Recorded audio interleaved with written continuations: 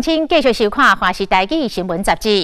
台湾乌熊是特别常见的动物，目前村200到600只，主要是因为栖息地被破坏，甲人类非法来拍打。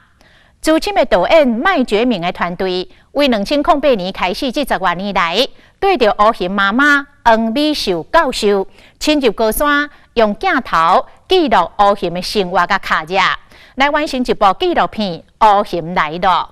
在这个拍摄的过程中，研究乌熊的团队捌以人力来接送一只喙齿疼的乌熊，佮拄到一只真巧的大乌熊熊吉拉，甲团队咧拼头壳。另外，针对着南安小熊的照顾甲野放，嘛完整的记录。咱就来看这部真趣味、佮真感动人的影片。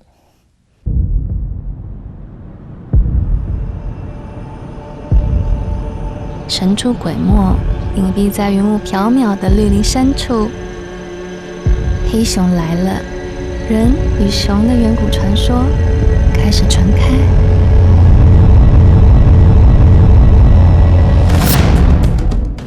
伫大梦的深山林内，一撮乌影伫树林干伫山顶动，伊胸坎有一撮白色月眉。这个坟墓中毋捌出现过乌色微影。只存在伫部落基佬口中的遥远神话，连分布的状况拢无了解。我们台湾黑熊布农就叫动物。布农族人认为，熊是山的灵魂。台湾乌熊大部分出现伫海拔1000到3500公尺的山区，属于杂食性。为了调查台湾乌熊的所在，资深的导演麦觉明的团队对乌熊妈妈黄美秀爬山撩水搬过中央山脉历史长龙，拍算要导出台湾乌熊的地图。因为我喜欢山，所以我选择到山林里面做研究，我就选择了黑熊。就算面对房啊已经害了的铁线桥，嘛阻挡不了团队找熊的决心。有所冒险过去。前面有一个河流桥断了，所以我们要找地方看可不可以过。如果说难度100分的话，这个大概都已经其实算不好走，大概都80分、90分，算有难度的了。重量比较重哦。哦，很重哦。好，很重啊。那你们敢不敢走？就像走钢索一样，所以在那个过程中是很惊险的。那当然很惊险，它就是很危险。所以包含我们要架设一些绳索啊、突击吊桥，那把重的装备器材是用绳索吊过去，那人轻装走那个独木桥钢索走过去，所以那个是要有一点胆识的，才能去通过这样的危险。包含像我们摄影器材就很怕掉到水里面，那是我们最担心的。团队将真重的摄影器材伫山林中开出一条要前往旧聚落的山路，更啊免讲脚拢徛袂在，真危险。落差在80。抓熊本身其实就有危险性，就因为上山之后几乎就跟山下失联。对我们来讲，熊它就是一个很梦幻的物种嘛，一个台湾指标性的动物，那很梦幻的物种。因为一直以来它就是一个传说，那我说真的都没看过，所以拍摄它对我们来讲也是一个很大的挑战，遇过一些危险甚至有队员衰弱的啦，有被摄影师被蜜蜂叮的啊，受到一些小伤。真不简单，找到熊的踪影，却是让所有人真心痛。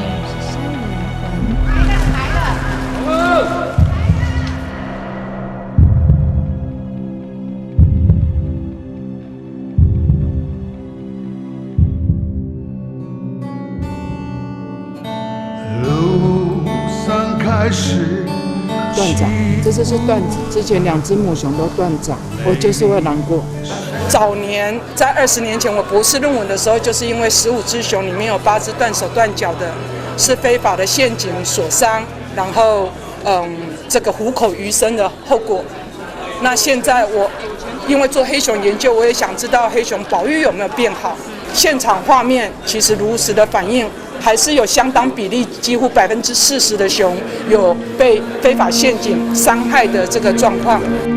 台湾乌熊长脚长仔状况超过因所想的，甚至要有喙齿痛、喙齿花布人的情形，为面的震撼，才互人真正体悟到台湾乌熊生长的环境有偌艰难。感觉很痛，感染变得很严重，没有办法进食。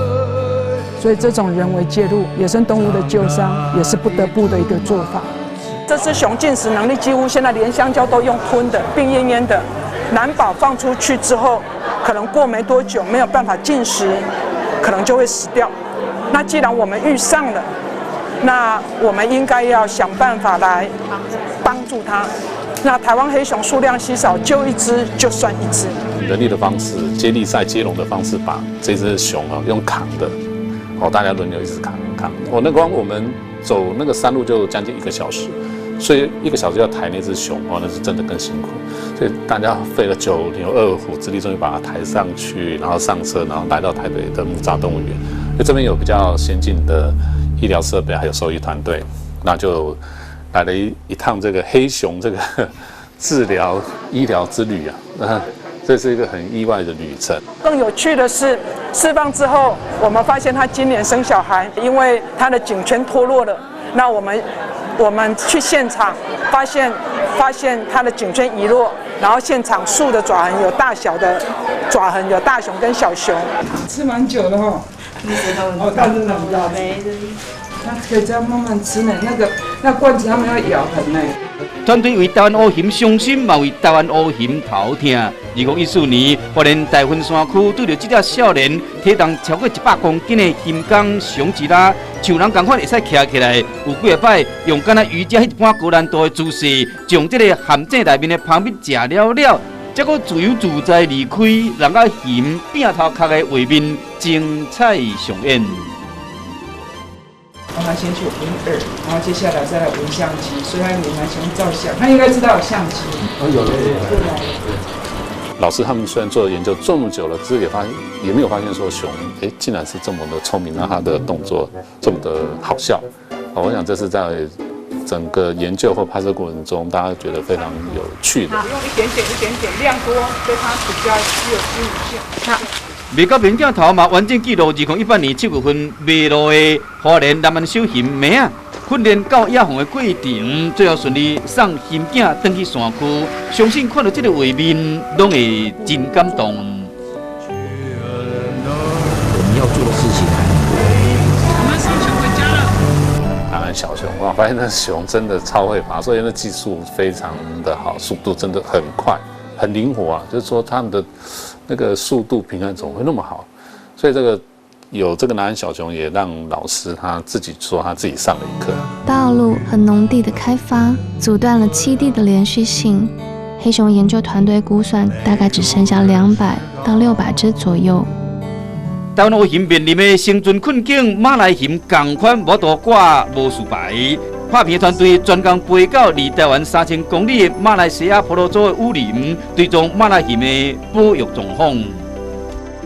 台湾黑熊跟马来熊，那这可以说是一对好兄弟。怎么说？因为台湾黑熊它又叫做月熊，月亮的月熊；那马来熊就叫做太阳熊，就是日熊，所以是日月，所以就是兄弟一样。那我们就去了婆罗洲去。关心马来熊，那也去了解一下国外的熊，它有面临什么样的问题。资深导演麦国明团队长期记录台湾山林的点点滴滴，这11年来，因对黄美秀进入高山克服恶劣的环境，记录台湾乌熊的脚热甲生活习性。麦岛的团队，我认为是让我最敬佩的。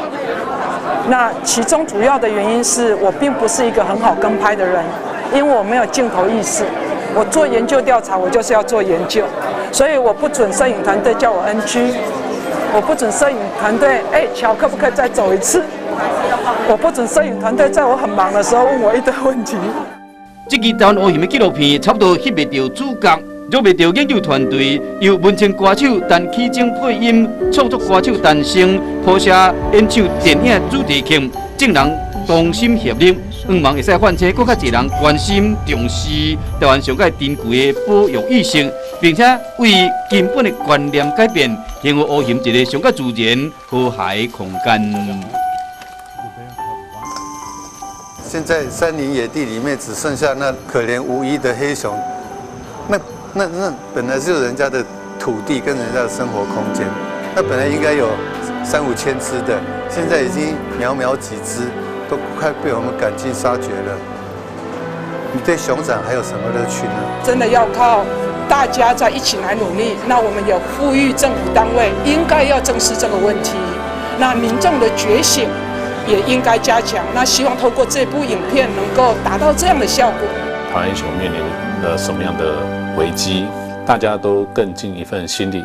不一定是你就是科学家，你是第一线照顾它。那我相信。